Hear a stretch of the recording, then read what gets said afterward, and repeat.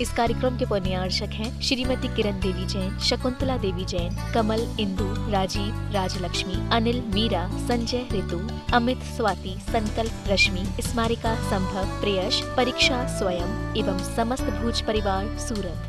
स्वर्गीय श्री धनपाल जी जैन एवं स्वर्गीय श्रीमती तिलका सुंदरी जैन की स्मृति में श्री नीरज जी जैन, श्रीमती कविता जैन, पुत्री एवं दामाद श्रीमती शिवांगी जैन, श्री अर्वित जैन, पुत्र श्री मन्नू जैन भूपेश, श्रीमती श्रुति जैन, निवासी Vishwas Nagar, Shahdara, Delhi, firm proprietor Padmavati handloom private limited एवं smart health care private limited. Shri Shikhar Chand ji Vaid Jain, Khandwa, निवासी मीरा रोड, मुंबई, श्रीमती सूरज वैद जैन, पुत्र पुत्रवधू विकास जैन, सोनिया जैन, विजय जैन, अंशु जैन, पौत्र ऋषभ, ऋषान, पौत्री मिराया जैन एवं समस्त वैद परिवार। स्वर्गीय श्री नागराज सगरी की पुण्य स्मृति में 32 शेषाद्री रोड, आनंदा राव सर्कल, बेंगलुरु, श्रीमती शोभा नागराज सगरी, बेंगलुरु, पुत्री सौभाग्यवती रेखा मोहन कुमार वडकुद्रे, दामाद श्री मोहन कुमार वडकुद्रे, पौत्री कुमारी निकिता मोहन कुमार वडकुद्रे, पौत्री कुमारी रचिता मोहन कुमार वडकुद्रे, कोल्हापुर, पुत्री सौभाग्यवती प्रतिभा सदन, दामाद श्री सदन कुमार, पौत्री अर्घ्या सदन, पौत्र आगम सदन, बेंगलुरु, पुत्री सौभाग्यवती सची देवी रवि कड़बी, दामाद रवि कड़बी, पौत्री माहिन रवि कड़बी, पौत्री मनस्वी रवि कड़बी, बेंगलुरु।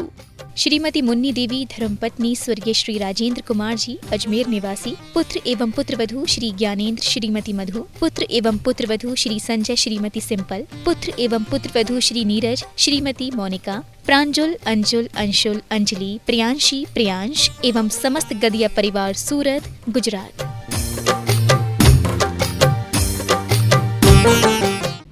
जैन दर्शन ने 3 प्रकार की विधाओं को अपनाया। पहली विधा है जो सर्वथा हे है,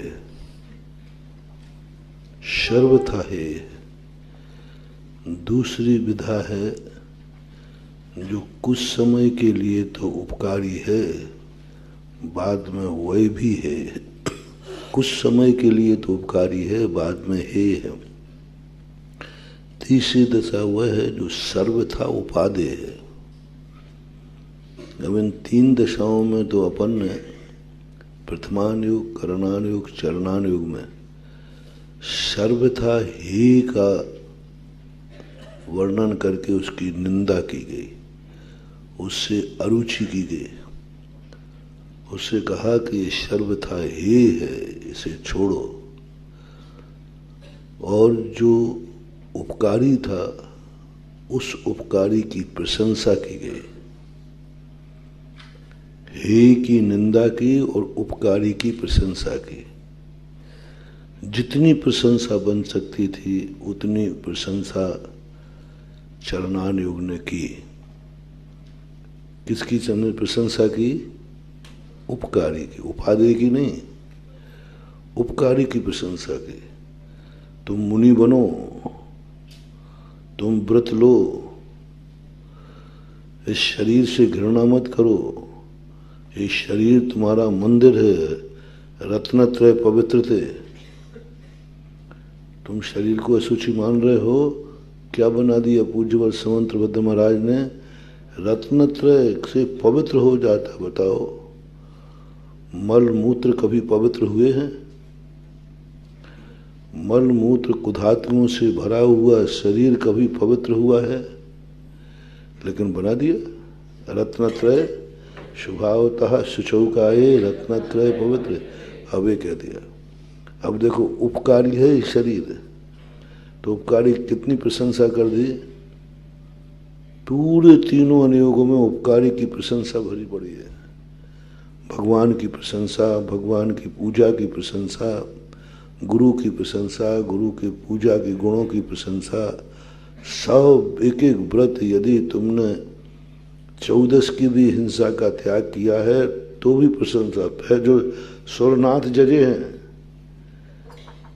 बेटा तुम थोड़ा सा भी 1 दिन की 14 का भी हिंसा त्याग करोगे तो देवता भी जय जयकार करेंगे।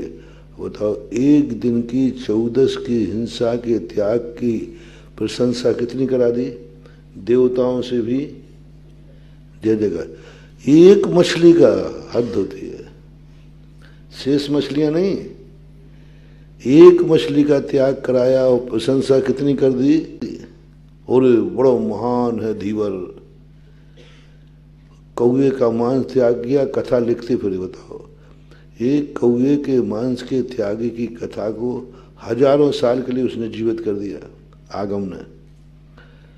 एक कौए के मांस के त्यागी को इतना उठा दिया कि कौए का मांस क्या त्याग दिया, वो तो अमर हो गया।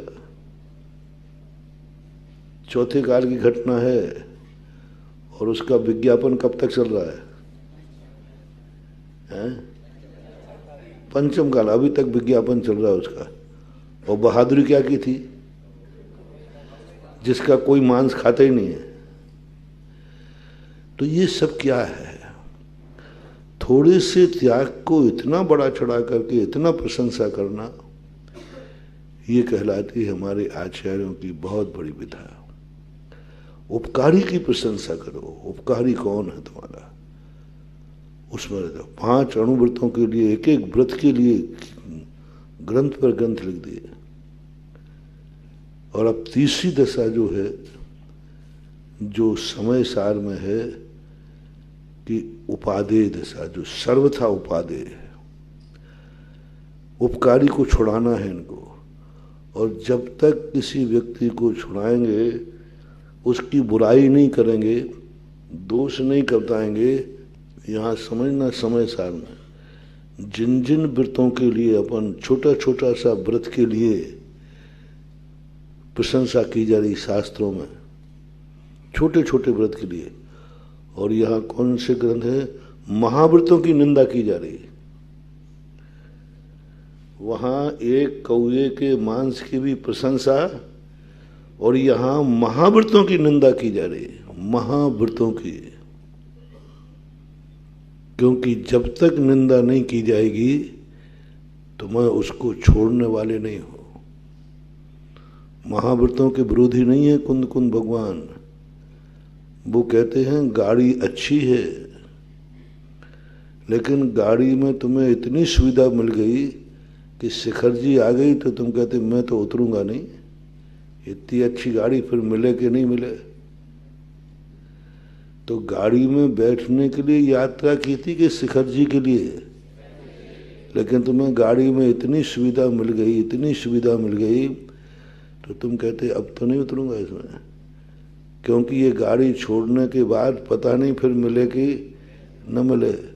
और मैंने तो गाड़ी में बैठने का नियम लिया था, उतरने का थोड़ी टिकट लिया था। तो बैठे रहा। अब उसकी निंदा करो, वो उतरेगा नहीं ऐसा। उसकी निंदा करो। जब गाड़ी नहीं मिली थी तब क्या प्रशंसा की थी, देख गाड़ी नहीं चूक जाए, नहीं तो भटक जाएगा, रात हो जाएगी, गाड़ी ही उपकारी है, बैठ जैसे बने। खिड़की में से भी बैग फेंकना पड़े तो फेंको। अब वे तो उतरने को तैयार नहीं है, तो अब गाड़ी की निंदा करो। गाड़ी में बैठा रहेगा तो मूल स्थान गता, मूल स्थान पे पहुंच जाएगा और उसमें कोई सुख नहीं मिलेगा, कुछ नहीं। सब जितनी निंदा कर सको करो, और जैसी निंदा करोगे वो तुरंत क्या करेगा, गाड़ी छोड़ देगा। नहीं तो वो छोड़ने वाला ये है तरीका। कुंद कुंद स्वामी खुद कह रहे मूलाचार में, खुद स्वयं कह रहे हैं इसे चारित्राधिकार में, प्रवचन सार में, कि तुम महाव्रत ग्रहण करो, इसके बिना तुम्हारा कल्याण नहीं। और समय सार में कह रहे हैं इन व्रतों में क्या रखा है, ये तो पुण्य के आश्रव के कारण है। तो ये मत समझना कि हमारे व्रतों की निंदा की जा रही है। निंदा कब की है, व्रत लेने के पहले के व्रत नहीं लेने के पहले। व्रत लेने के, गाड़ी में बैठने के पहले गाड़ी की निंदा है कि गाड़ी में बैठने के बाद? बाद में। महाव्रत व्रत लेने के बाद कह रहे हैं इनमें क्या अटके हो, गड़बड़ क्या हो गया, कंजाइस्टों ने क्या हुआ कि इन्होंने व्रत तो लिए नहीं और व्रत की निंदा पढ़ ली, व्रत की निंदा पढ़ ली, बस ये गलती हो गई। पूजा का नियम तो लिया नहीं, वो पूजा की निंदा पढ़ ली, पूजा छोड़ दी। मूल सूत्र रहा, यदि ये सब मुनि बन धारण करके वृत्ति बन करके यदि समय सार पढ़ते तो मजा आ जाता। क्योंकि व्रत लेने के बाद तुम्हारी इसमें रुचि क्यों है, क्या करोगे, पुण्य का आश्रय हो रहा है, छोड़ो इसको। छोड़ने का अर्थ छोड़ना नहीं है, इससे ऊपर उठो। क्या इन्होंने 5 महाव्रतों की निंदा की है, छोड़ने को कहा है, उसका स्वरूप बताया है। क्या करोगे, पुण्य का आश्रय, स्वर्ग चले जाओगे, तुम्हें मोक्ष जाना है, तो इससे ऊपर उठो। पापों से ऊपर नहीं उठना है, पापों को तो छोड़ना है और महाव्रतों से ऊपर उठना है। महाव्रत सीढ़ियां हैं, सीढ़ी को तोड़ो मत, सीढ़ी को छोड़ो मत, सीढ़ी से ऊपर उठो। सीढ़ी को छोड़ना है, तोड़ना है नहीं, सीढ़ी से ऊपर उठना है। महाव्रतों में जीने में रास्ते में मत अटको। अब कल्पना करो, 48 टेम्परेचर में पहाड़ के ऊपर सुख है, कौन मानेगा, कौन मानेगा? संसारी प्राणी तो मानने वाला है नहीं। आहार करने गए, अंतराय आ गया, बोले मजा आ गया, बोले क्या खाक मजा आ गया, मुंह का ग्रास बाहर निकलवा दिया। मजा तो जब है जब दूसरे की थाली का भी है नहीं। पूरी क्रिया देखना,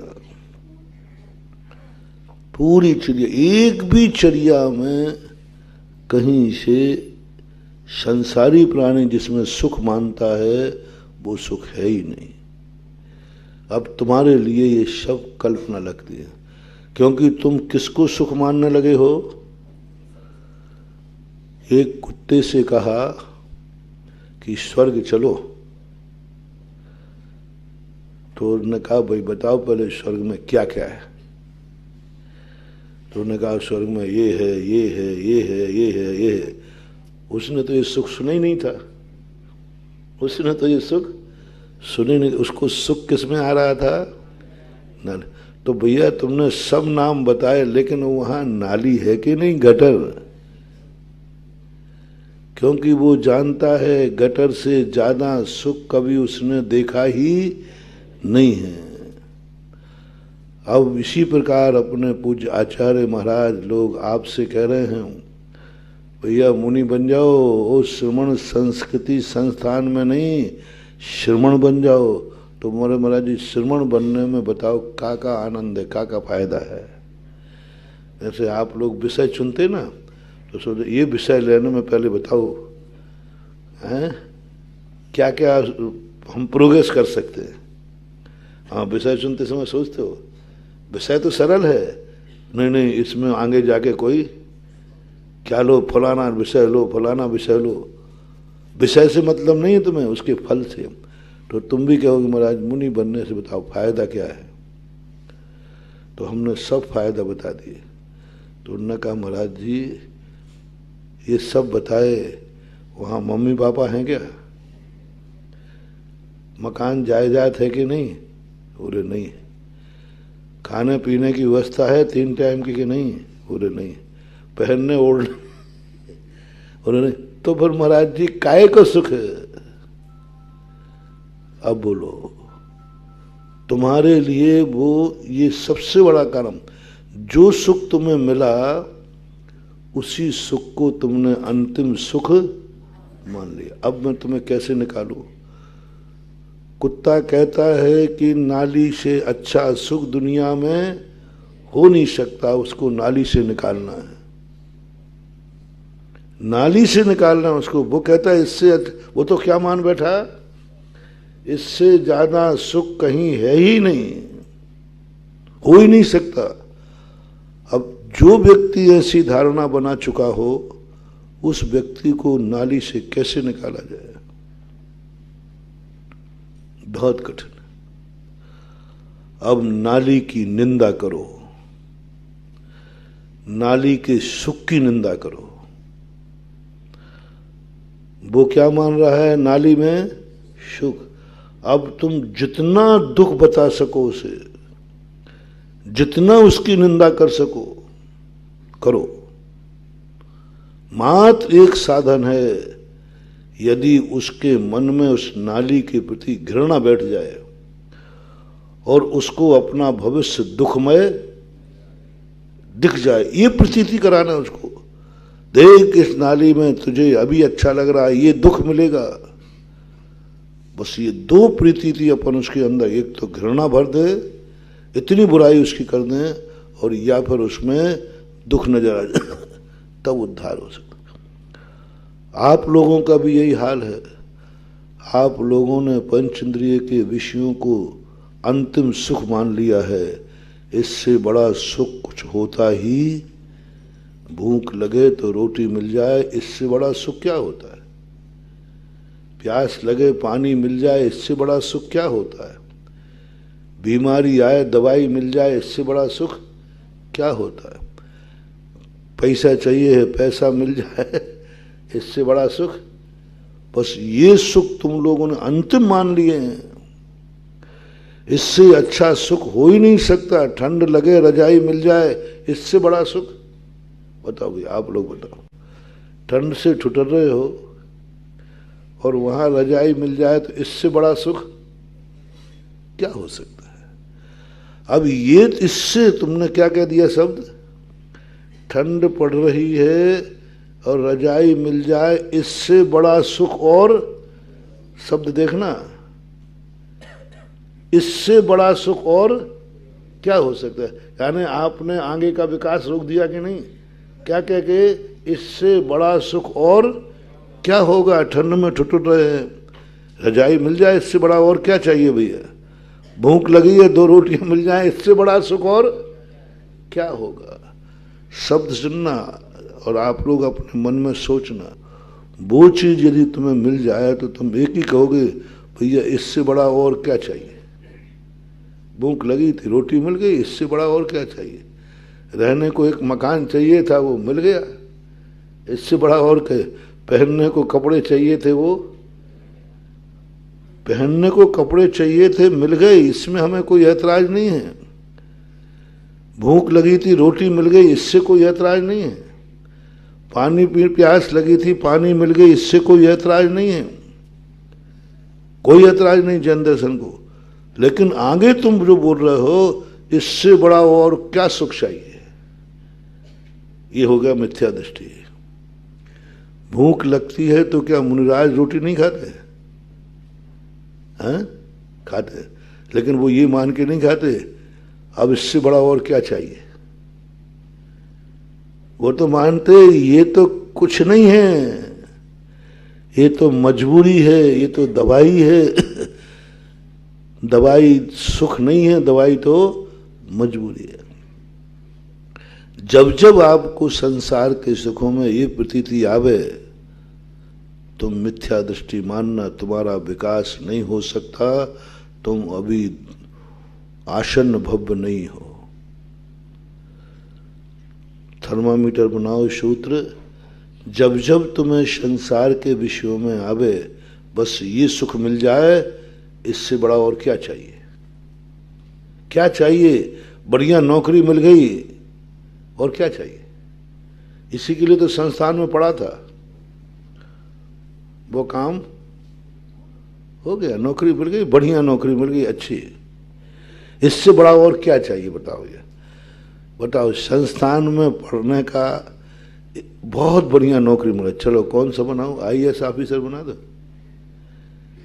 मान लो तुम कलेक्टर बन गए, बहुत अच्छी पोस्ट पर, प्रोफेसर बन गए, तो तुम्हारे मन ने क्या कहा?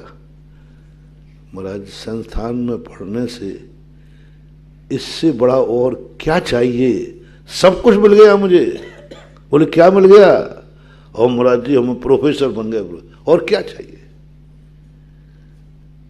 खत्म कर दिया तुमने, संस्थान को खत्म कर दिया, और हमारा पढ़ाना खत्म कर दिया, और हमारी मेहनत है सुबह से उठ करके उतनी दूर से पीछी लगाता आता हूँ, कमर दुख जाती है और तुमने पानी फेर दिया। इससे अच्छा और क्या चाहिए धर्मराज? मिल गई नौकरी, बहुत अच्छी पोस्ट मिली है, बहुत बढ़िया। समझ लेना, मिथ्या दृष्टि हो, अनंत संसारी हो, अब तुम्हारे लिए निकालना बहुत कठिन है। अब मुझे बस एक ही तरीका करना है। जैनाचार्य कहते इनको इस सुख की निंदा करो, जितनी कर सको उतनी निंदा करो, और इनको घृणा से भर दो। जो तुम्हें मिला है ये नौकरी नहीं है, ये उपलब्धि नहीं, ये दास्ता है, दास्ता। और दास बनना, उसको ये मत कहो कि बढ़िया आईएएस ऑफिसर मत कहो। आईएएस ऑफिसर करोगे तो वो और तुम्हारे भैया मजा हो गया। उससे कहो दास, दास, नीचा शब्द लाओ। क्या बन गया तू? दास बन गया। तू तो सेठ था, दास बन गया। और उसका भविष्य जो देखो क्या करेगा। कल के दिन गृहस्थी में जाएगा तो बच्चों के लिए चपरासी नहीं बना पाएगा। कम से कम सेठ बनेगा तो बच्चे को गद्दी तो मिलेगी। कलेक्टर अपने बच्चे को कलेक्टर ही बनाता है क्या? क्या करेगा? अब उसको ऐसी निंदा भर दो कि वो कलेक्टर की नौकरी छोड़कर सेठ बन जाए। यही स्थिति जैनाचार्यों की है। ये तो मुनि बन गया, ये तो कह रहा है कि बस सो नाग नरेंद्र और अहमेंद्र के नाही कहो। सब तरफ से ये तो कह रहा है बस हो गया काम। मुनि बनने में बहुत आनंद है। चारों तरफ से पूजा हो रही है, चारों तरफ से जय जयकार हो रही है। और ये पद तो ऐसा है कि सिद्ध बनने के बाद सिद्ध होंगे। ये तो हमारे भगत लोग तो मुनि में कह रहे हैं, चलते फिरते सिद्धों सम चरणों में शीर। अरे मुनि पद में आनंद है।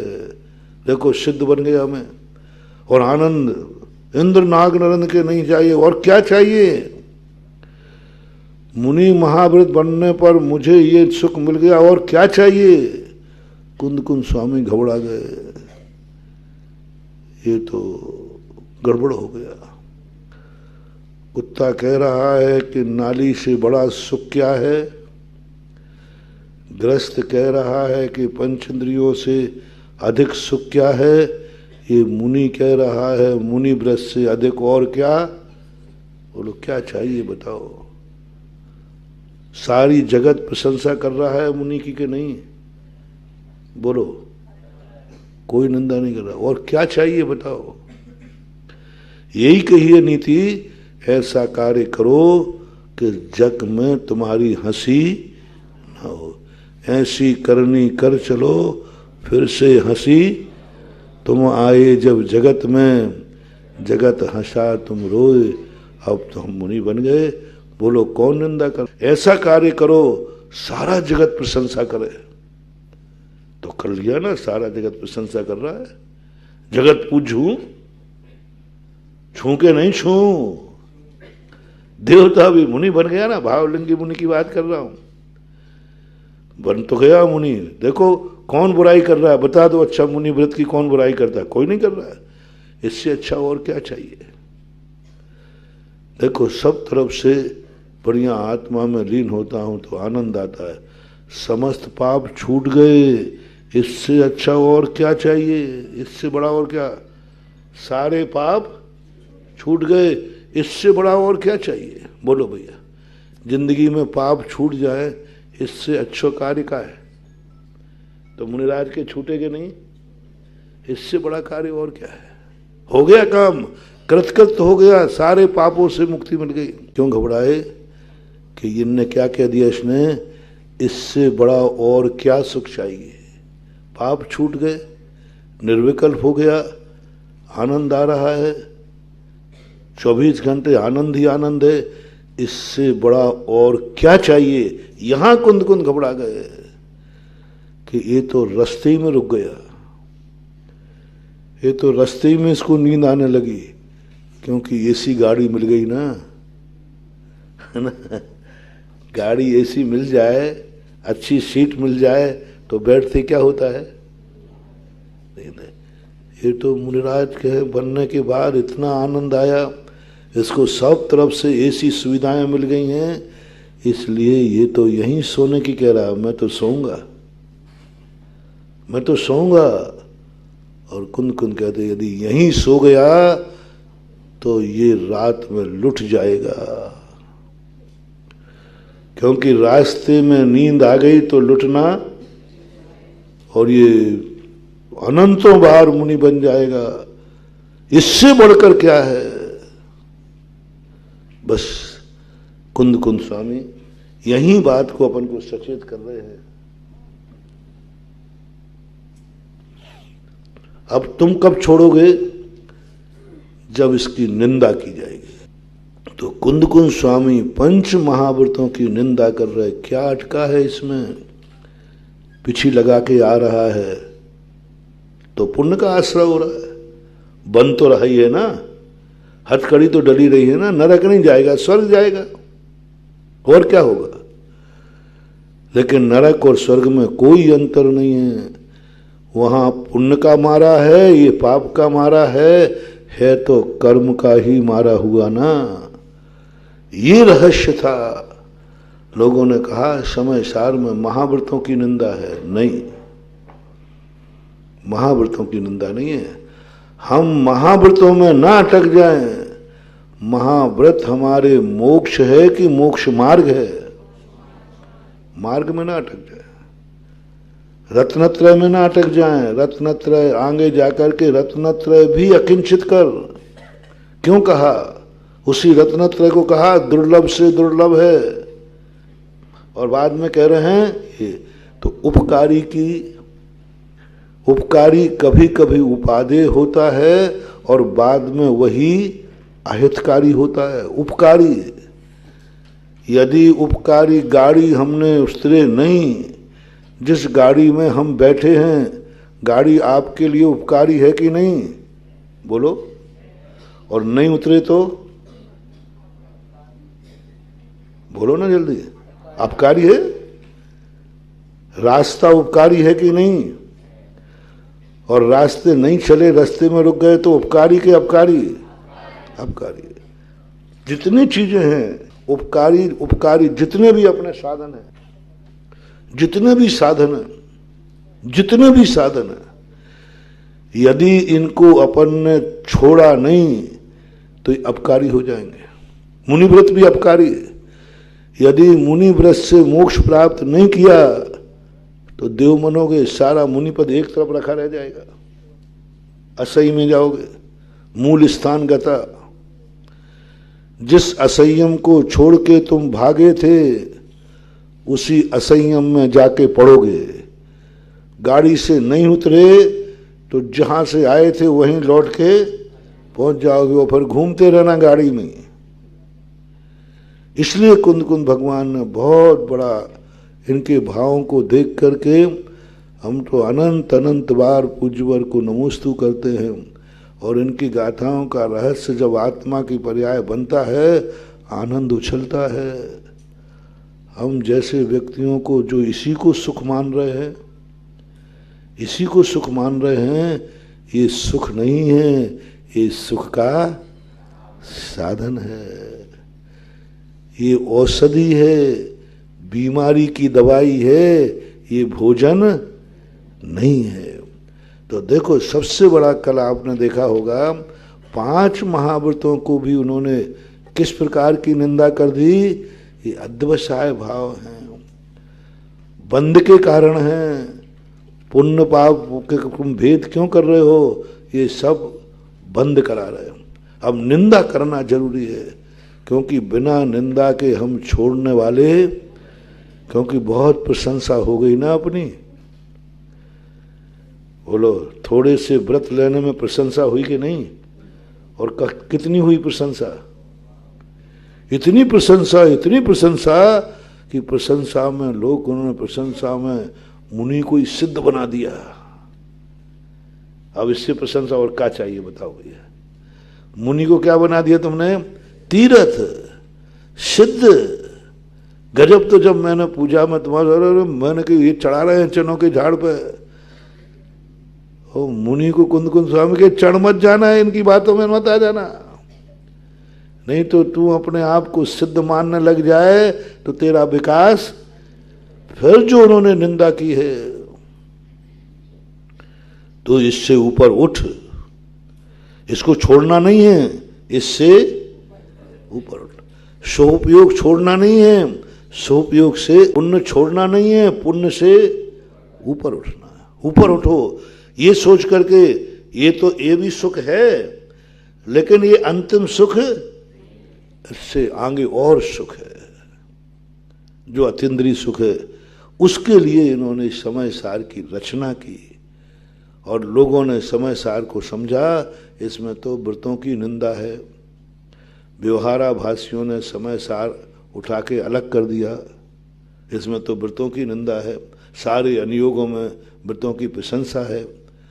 और कंजाइष्ठों ने क्या किया कि नहीं, समय सार बहुत अच्छा है, बिना व्रत लिए मोक्ष का रास्ता बताता है। ये तो कहता व्रत मत के चक्कर में मत करो, ये तो अनंतों बार ले लिए। तो दोनों तरफ घाटा हो गया। लोग समझ ही नहीं पाए कि कुंद कुंद स्वामी तुमसे कह रहे हैं कि हे श्वान भाई, नाली से भी बड़ा कोई सुख है, इसको मत मानो कि इससे बड़ा और क्या सुख है। इससे भी बड़ा सुख तुमसे ये कह रहे हैं कि पंचेंद्रियों के सुख हैं, इन्हीं को सुख मानो, इससे भी बड़ा सुख है। मुनि महाराज से कह रहा है यही मत अटको, शुद्ध उपयोग में भी मत अटको। शुद्ध उपयोग का जो सुख है, इससे भी बड़ा कोई सुख है। बोलो है कि नहीं? शुद्ध उपयोग का सुख सबसे बड़ा, कि शुद्ध उपयोग का जो फल केवल ज्ञान मोक्ष है वो बड़ा। शुद्ध उपयोग तो साधन है, ये तो कुछ भी नहीं है। क्या कह रहे पुजवर? ये तो कुछ भी नहीं है। शुद्ध उपयोग के आगे बढ़, देख अव्ययवाद सुख, अनंत सुख, उसकी तरफ प्रेरित कर रहे हैं। ये नहीं कह रहे कि ये सुख नहीं है, ये अंतिम सुख नहीं है, तो साधन रूप है। ऐसी बातों को अपन को ऐसा ध्यान में रखना है, नहीं तो लोग तुम्हारे भटका देंगे, आप लोग प्रवचन करोगे। देखो समय सार में आप मुनि बनने की बात कर रहे हो, समय सार में महाव्रतों की निंदा की गई है। उन्होंने कहा है कि ये सब पुण्य के आश्रय के कारण है, औदैहिक भाव है, औदैहिक भाव। ये पुण्य बंद कराते हैं, बंद के कारण है। अब ये शब्द सुनते ही आपको घृणा होगी कि नहीं? व्रत बंद के कारण है। महाराज मुझे बंद नहीं करना है, मुझे तो निर्जरा करना है। और व्रत क्या है? बंद के कारण है। तो लोगों ने व्रत लेना छोड़ दिए। इसलिए कुंद कहा इनको साइड इफेक्ट दिखाओ।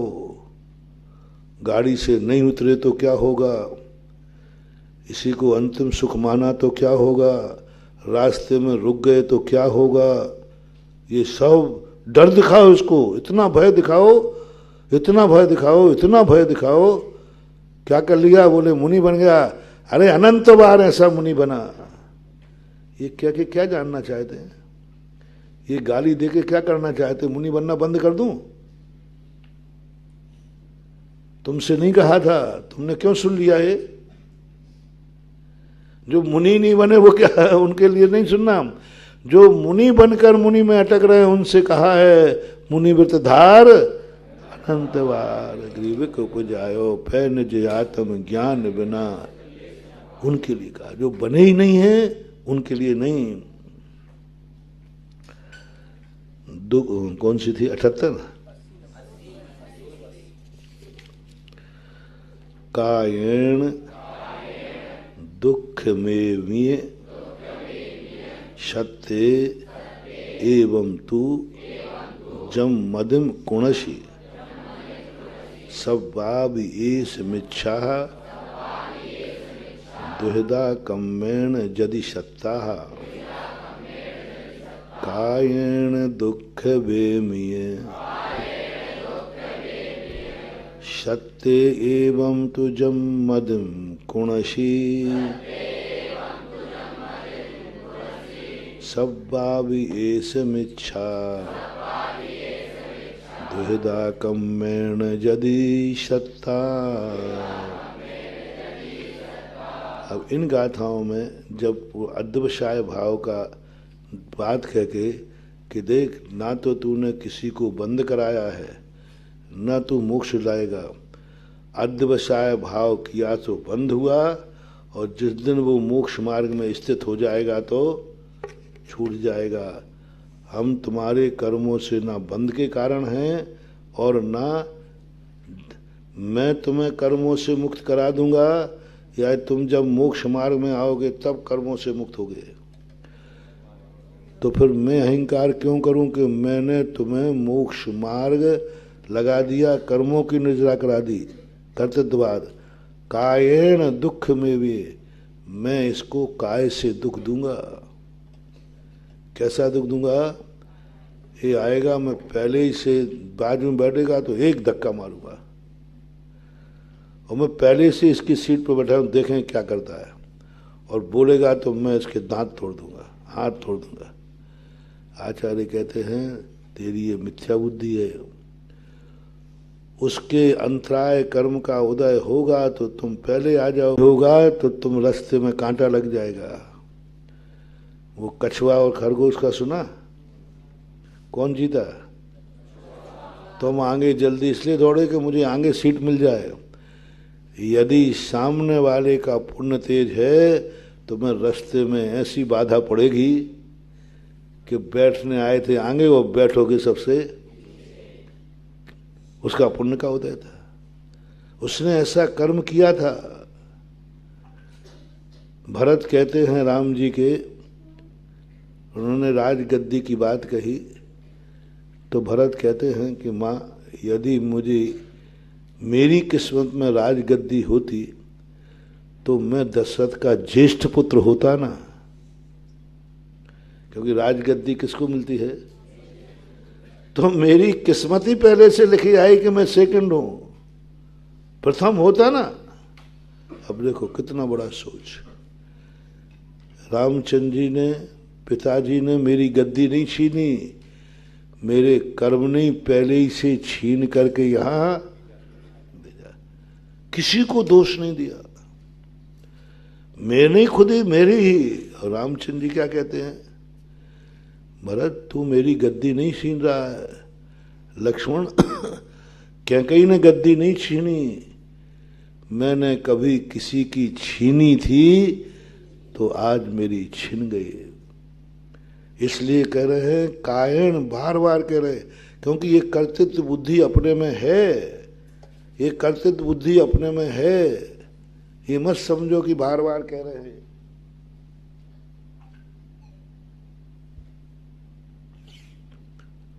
बार बार कहने का अभिप्राय समझ लेना कि हम लोग बेशरम हैं। बड़े आदमी यदि कोई बात को बार बार कहें तो समझना कि तुम्हारी औकात क्या है। बार बार कहने पर भी समझ में नहीं आ रहा है तो एक बार कहने पर तो तुम्हारे कान पे जुआ भी नहीं रहेगा। बार बार कहने पर भी समझ में नहीं आ रहा, कर्तृत्व बुद्धि अभी भी परिणाम चलता है, उसको मैं शांति से रहने नहीं दूंगा। उसको मैं देखता हूं, प्लानिंग चल रही है, उसने मेरे साथ ऐसा किया, देखता हूं उसको भी पता चलेगा कि मैं भी कोई हूं। ये भाव आते हैं कि नहीं? कब आना आ रहे हैं? समय सार पढ़ने के बाद, पहले आवे तो फिर भी चल जावे, समय सार पढ़ने के बाद ममत्व वेब नहीं आना चाहिए। मैं कौन होता हूँ सुखी दुखी करने वाला? मैं कौन होता हूँ उसके आगे की सीट लेने वाला? मेरी किस्मत में होगी तो कोई जाएगी नहीं, और किस्मत में नहीं है तो वो मिलेगी नहीं। हम व्यर्थ में ये अध्यवसाय भाव कर रहे हैं। दुख में भी कायेन, दुख में मैं दुख देने वाला सत्य जीवों को। इस प्रकार तू जब मधि कुणसी, तू यहाँ तेरे अर्थ में नहीं आया है, तू यानी इस प्रकार से नियम से जब मदिम कुणसी, कोणासी शब्द से क्या निकालना? ते। संस्कृत जो पढ़े हैं वो जानते हैं, उत्तम पुरुष, मध्यम पुरुष और अन्य पुरुष। उत्तम पुरुष किसके लिए आता है? हैं? बंदामी, बंदे, मैं। मध्यम पुरुष किसको आता है? दूसरे को। और अन्य पुरुष किसको आता है? सबको। तो अब यहाँ तू, ते आदि शब्द लगाने की जरूरत नहीं है। कोणासी शब्द जो कौन से पद की क्रिया है? मध्यम पर। मध्यम में कोणासी। कोणासी शब्द जो है तो सी एते द्वे, आप लोग शायद वो पाठ नहीं पढ़ रहे हैं, हमारी कातंत्र वाला में आया है सी एते द्वे, तो यहाँ कोणासी शब्द का प्रयोग किया मध्यम पुरुष का। तो मध्यम पुरुष लगाते क्या समझना? तेरी। आचार्य क्या कह रहे हैं? तेरी। तेरी शब्द पूरी गाथा में यहाँ लिखा नहीं कहीं। पहली लाइन में ते, तव, तेरी, तुझ शब्द आया कि नहीं आया? नहीं आया। कौन से शब्द से निकालोगे? तेरी मति। तो तेरी मति तो वहां दिया ही नहीं है, कौन सी शब्द दिया? नहीं तो कोई रूम महाराज जी आपने कह रहा तेरी मति ऐसी है तो महाराज तेरी शब्द तो यहाँ लिखा ही नहीं, ना तव लिखा, ना ते लिखा, कोणसी लिखा है। तो कोणसी क्रिया में, कभी कभी क्रिया में कर्ता छुपा रहता है, कभी कभी क्रिया में साध्य छुपा रहता है। किसको कहा जा रहा है उसका नाम नहीं लेना, कोणासी। इससे सिद्ध है कि वह किसी दूसरे को कहा जा। तो कोणासी शब्द से हम निकालेंगे कि तेरी मति ऐसी है। जब मति कोणासी, तेरी मति ऐसी होवे तो क्या है? सब्बावी एस मिच्छा, ऐसी सारी मति जितनी भी है, हैं? जो यानी जो मति, तू यानी खलू, तो हम नहीं आया इसमें। जम तू नहीं, जम यानी जो, तू एवं तू यानी खलू। संस्कृत में दूसरे के लिए तू शब्द का प्रयोग नहीं होता। दूसरे तू शब्द अव्यय है, और अव्यय किस रूप में आया है? निश्चय के रूप में। तू, खलु ये अव्यय है, तो यहाँ तू खलु के नियम के रूप में आया है। हिंदी में बोलते तू, संस्कृत में दूसरे के लिए तू कहाँ बोले?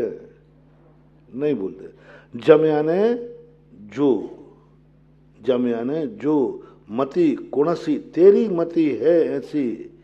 शब्बावी, सर्वापि ही, सर्वापि इसलिए दिए सब प्रकार की मतियां और ज्यादा जितने हैं। ये स्मिच्छा दुहिदा दुखिता कम्मेण यदि सत्ता। तू कह रहा है मैं काय से दुख दूंगा, ऐसी तेरी मति मिथ्या है, क्योंकि वो दुखी जो है कम्मेण यदि सत्ता, कर्म के द्वारा, सत्ता यानी जीव, वो कर्म के द्वारा दुखी है। वाचा ये दुख में भी सत्य एवं तुझम मदिम कुणसी सब्बावी एस मिच्छा दुहिदा कम्मेण यदि सत्ता। बाचाए, बाचाए ये भी तृतीय व्यक्ति है, वचन के द्वारा। दुख में मैं दुख देने वाला हूँ, सत्य यानी जीव को। एवं तुजम मदिम कुणसी, पूरी यथावत गाथा है। शब्बावी ये समीक्षा, ये भी गाथा यथावत है। दुहिदा कम्मेण यदि सत्ता, ये भी यथावत है।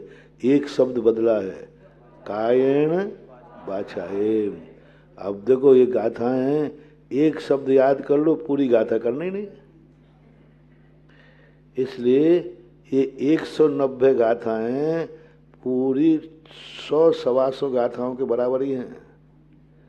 एक शब्द बदलते जाओ, सीधी 20-20 गाथाएं याद हो जाएंगी आगे सर्व शुद्धि अधिकार में। एक शब्द बदलना है। अब ये 3 गाथाएं याद हो गई कि नहीं? 4 गाथाएं, मात्र एक एक शब्द। मनसाए दुख में विये सत्य एवं तुजम मदिम कुणसी शब्बाभिये समीक्षा दुहदा कम्मेण यदि सत्ता। लेकिन ये ध्यान रखना, एक सी गाथाएं बहुत सारी आती तो वहीं भटकता है। भक्तांबर में व्यक्ति कहाँ भूलता है? कल्पांत काल। अब कल्पांत काल में नक्र चक्र बोलूं कि कल्पांत काल मरता चलेन बोलूं या कल्पांत काल बनने उद्यत है ना। अब 3 बार कल्पांत काल आया, अब तीनों बार में वहां भटक जाता है। 5 में से सीधा कहाँ पहुंचता है? कल्पांत काल मरुता चले ने। तो इनमें अटक जाते कि अब मैं कौन से में कहूँ। फिर भी मन से, मन से भी दुख देने का भाव करता है। मैं उसको मन के माध्यम से देख, मैं उसका कुछ बिगाड़ूंगा तो नहीं, बिगाड़ नहीं सकता, बहुत भारी आदमी है। तो क्या है, प्रतिदिन मन से बददुआ दूंगा उसको। मन में किसी का बुरा विचार, उसका नाश हो जाए, उसका बुरा हो जाए, ऐसा हो जाए। तू ऐसा अध्यवसाय क्यों कर रहे हो? तेरे सोचने से दुनिया का बुरा हो जाए तो अभी तक तो तू सबका नाश कर देते। दूसरे के मन में भाव आने से बुरा हो जाए तो अभी तेरा भी बुरा हो गया होता है, क्योंकि तेरे भी तो कोई दुश्मन है। तेरा बुरा हुआ क्या? बोले नहीं हुआ। तो दूसरा तो बुरा सोच रहा था, मैं वहीं से आया, वो कह रहा था बस महाराज मुझे ऐसा लगता है कि इसको सबको मिटा डालूं। तो फिर मैंने सोचा कहीं वो मिट नहीं गया हो। तो यहाँ आके पूछा, भैया तुम बचे हो कि मिटे हो? बोले हमारा बचा हूं, वो तो मिटाने का भाव कर रहा है। अरे महाराज जी, उसके मिटाने से मिट गए। कौए की भावना से यदि जानवर मर जाए तो सारे जगत के जानवर, कौआ क्या भावना करता है? गिद्ध कौआ होता है, पशु को देख के यही करता है ये मरे तो मुझे खाने।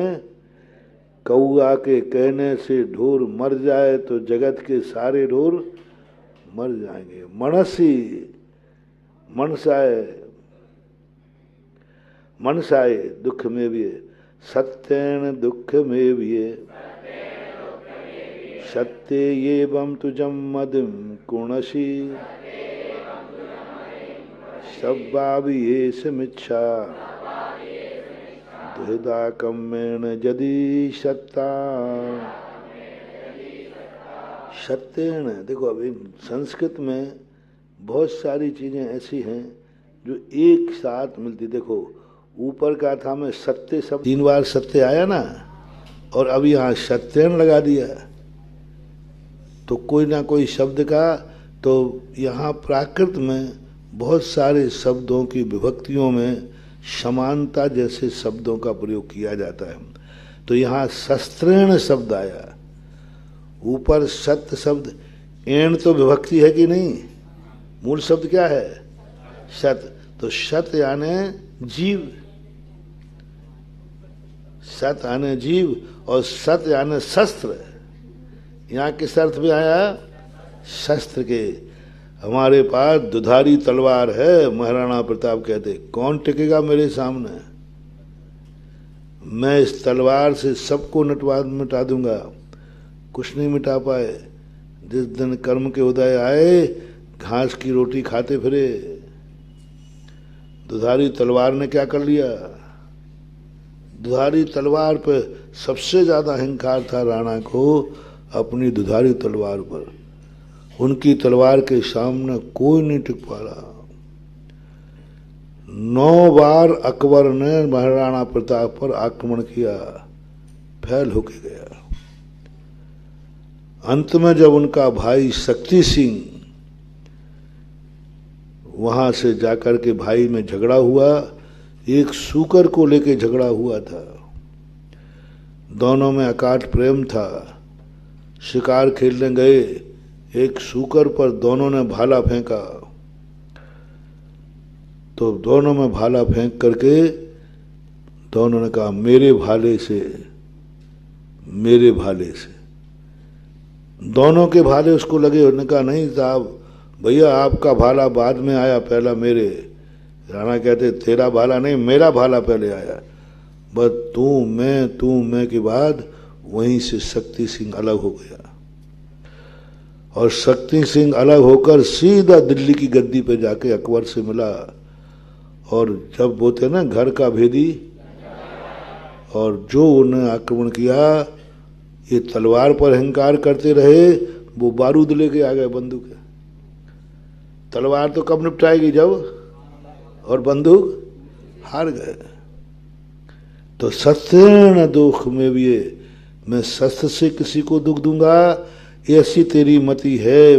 तो सब्बा भी ये मिच्छा, ये मिच्छा है द्वेधा कम्मेण यदि शता। ये उपादान दृष्टि है। ये सुसद नहीं कर रहे हैं कि तुम अब आजकल पर भैया मैं किसी को दुखी नहीं दे, नहीं। मैंने पहले ही बता दिया कि चरणानुयोग कहता है किसी को दुख मत दो, पर कर्म सिद्धांत इतने को ही धर्म मत मानो, इतने को ही धर्म मत मानो कि किसी को दुख मत दो। नहीं, दो ही मत कुछ, अप्पा अप्पम ही रहो। सत्य बोलूंगा मैं, कुंद स्वामी कहते बोल ही मत। क्या कह रहे हैं, मैं सत्य बोलने का नियम लेता हूं। कुंद स्वामी कहते मौन रहने का नियम ले। मैं ईरिया समिति से चलूंगा। कुंद स्वामी कहते हैं कि चल नहीं छोड़, चल नहीं छोड़। ये पर कितनी है, सत्य बोलने का नियम का निषेध नहीं है। बोलो, एक व्यक्ति असत्य बोलता है, एक सत्य बोलता है, और एक मौन धारण करता है, इनमें श्रेष्ठ कौन है? मौन धारण। सत्य बोलेगा ना तू, और तू बोलेगा सत्य तो किसी ना किसी को बुरा लगेगा। मौन धारण करो, ये बात है। तो आचार्य कहते हैं तुम्हें कायेन च वाचाये मनेन सुहृदे करेमि सत्येति एवं पिहवदिमिच्छा सुहृदा कम्मेण यदि सत्ता। अब दुख के संबंध में तो उन्होंने 4 गाथाएं कही। क्यों कही? और सुख की बारी आई तो एक गाथा निपटा दिया। इसमें भी रहस्य है, क्योंकि व्यक्ति दुनिया में दूसरों को दुख देने का ज्यादा कार्य करता है, सुख देने का कम। इसलिए दुख की बात विस्तार से समझाई, सुख की बात उन्होंने छोटे में समझा दी। क्योंकि हर व्यक्ति दुख की सोचता है दुनिया के, अपनों के संबंध में नहीं। दुनिया के संबंध में तुम सुख की बातें नहीं सोच सकते। अपने सुख के लिए तुम दुनिया को मिटाने को तैयार हो जाओगे।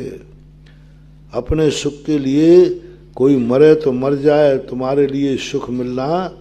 इसलिए उन्होंने दुख की बात अब सुख को इकट्ठा करके दिया, कायेन वच से और मन से और सत्य थी। किससे? शस्त्र से। एवं पिहवद मिथ्या, यदि तू सत्य थी, शस्त्र के अर्थ में है कि जीव के अर्थ में? क्योंकि शस्त्र भी निकल रहा है।